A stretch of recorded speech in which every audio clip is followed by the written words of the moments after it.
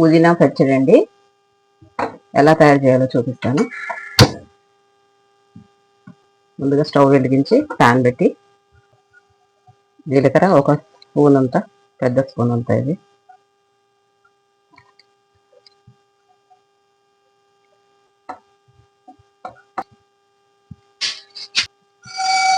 ధనియాలండి ఒక చిన్న గరిటెడని,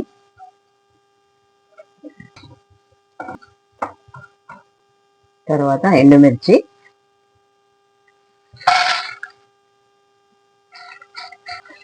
ఇలా ఫ్రై చేసుకోవాలండి లైట్గా.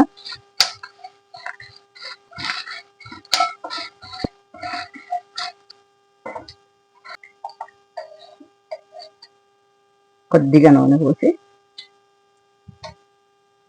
పుదీనా వేసేయాలండి.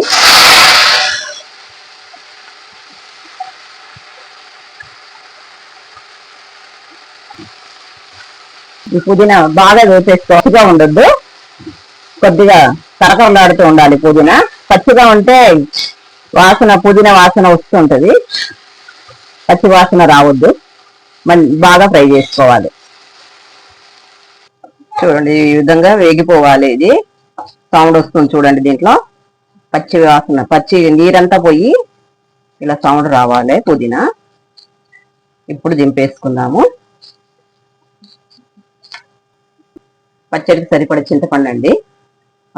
ఇందాక వేపుకున్న ఈ ధనియాలు, జీలకర్ర, ఎండుమిర్చి, పుదీనా, అలాగే ఈ చింతపండు వేసి పచ్చడిని రుబ్బిన తర్వాత తాలింపు చేసుకోవాలి. పచ్చడి తాలింపుకండి నూనె పోసుకుందాము. కొద్దిగా అన్నీ వేసి మిక్సీ చేసిందండి. కొద్దిగా ఆవాలు, జీలకర్ర, కొద్దిగా ఎండుమిర్చి, కొద్దిగా కరివేపాకు, కొద్దిగా ఇంగు వేసుకోవాలండి. అయిపోయిందండి. తాలింపు వేసేద్దాము. తాలింపు ఇందులో వేసేద్దామండి.